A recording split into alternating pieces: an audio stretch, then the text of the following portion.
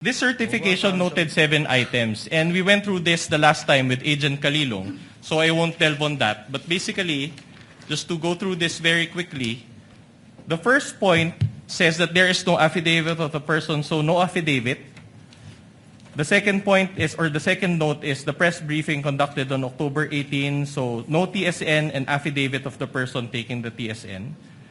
Number 3 is annexes I and K with marking, so no affidavit of recorder and no TSN and affidavit. Number 4, Annex L did not indicate who made such TSN, so incomplete information. Number 5, the affidavit of Juan Patria Morales, so no USB. Number 6, only the minutes of the meeting with several so no affidavit. But I'd like Oh, Your Honor, that's my objection now. I'm just reading Where's it, Your the Honor. question? Wait for the question. Okay, there's a question. I'm going to the question. I'm just Thank laying you. the basis, Your Honor. Now, I'd like to highlight note number 7. Please allow me to read that portion, or at least the latter portion thereof. It says there, in the instant complaint, only the NBI executed an affidavit, and there was no participation on the part of the offended parties. As it appears, NBI is not the offended party for the crime of grave threats. My question is this. So based on note number 7, according to the DOJ, the NBI is not the offended party, correct? Based on number 7,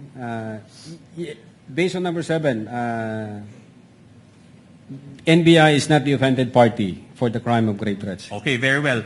So the offended parties, if at all, are President BBM, the First Lady, and the former Speaker, correct? Yes, sir. At any rate, all these, the 7 notes that I mentioned, are all deficiencies in the first affidavit of investigation, correct? It's not deficiency, Your Honor, because the affidavit, the first affidavit we've submitted is substantial in terms of establishing the evidence required. This requirement is a matter of complying the required quantum of evidence required under DC-20.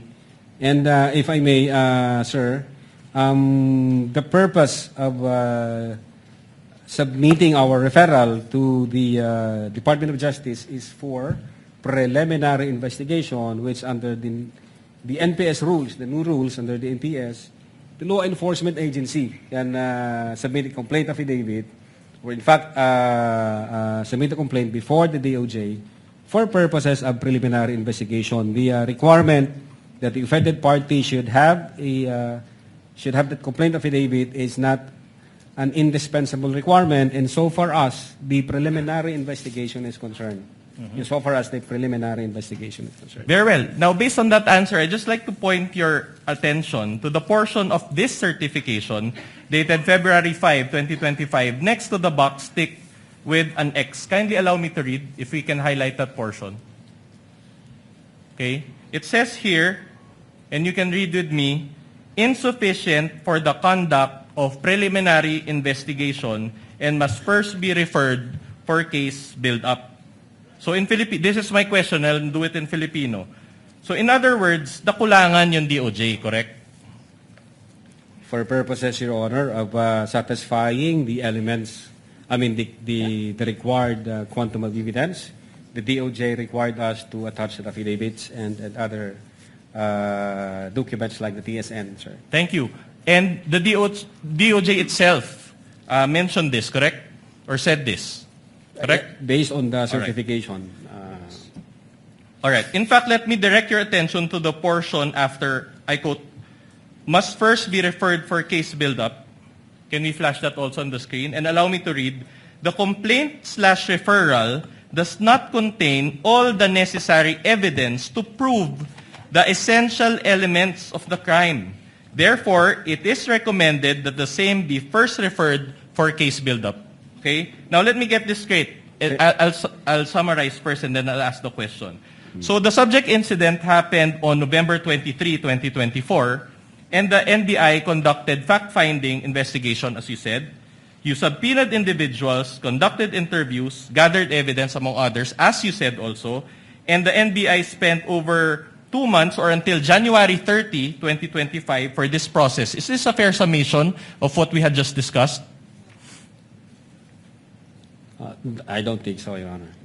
You don't agree. And yet, when the NBI transmitted the case to the DOJ on January 30, 2025, the DOJ found it to be insufficient for the conduct of preliminary investigation. Objection, Your Honor. Continuing objection as to this series of questions as to the prior affidavit investigation, which was corrected in a February 10, 2025. Continuing objection, Your Honor. The Registered. continuing objection is noted. Same ruling by the court. Witness may answer.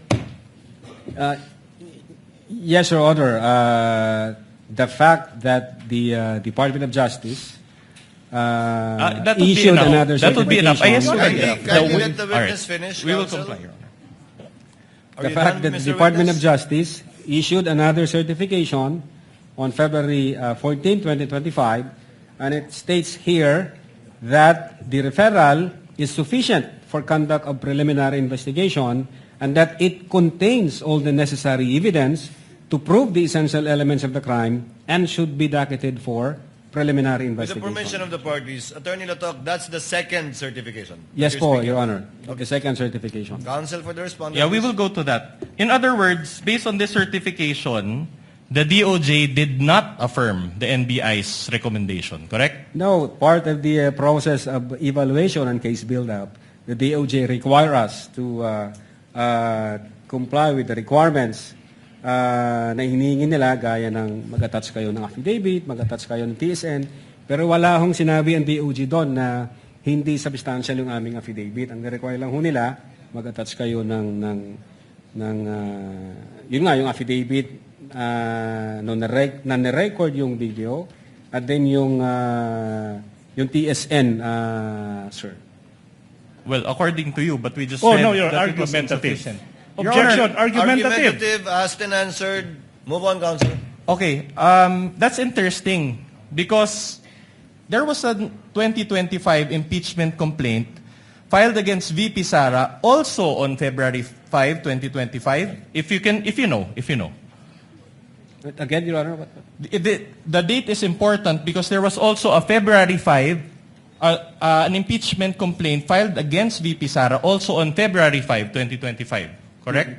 Hindi ako familiar. You're dun not sa- familiar. That's okay. If I may refresh your memory, this was the fast-track 2025 impeachment complaint signed by the Objection, 215 Your Honor. representatives. If a ground arises, a counsel can object. The term fast-tracked, Oh, Your Honor, you are labeling a process made by House of Representatives as fast-tracked. Objection, Your Honor, Counsel, please. move on and ask your question.